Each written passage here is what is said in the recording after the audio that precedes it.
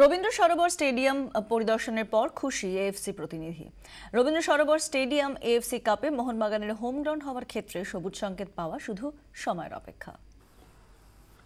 AFC কাপে রবীন্দ্র সরোবর স্টেডিয়ামে মোহনবাগানে home match হওয়ার সম্ভাবনা উজ্জ্বল। রবীন্দ্র সরোবর স্টেডিয়াম এএফসি কাপের মতো আন্তর্জাতিক ম্যাচ করার পক্ষে কতটা উপযোগী তা খতিয়ে দেখতে শুক্রবার দক্ষিণ কলকাতার এই স্টেডিয়ামটি পরিদর্শনে আসেন এক সদস্যের এএফসির প্রতিনিধি।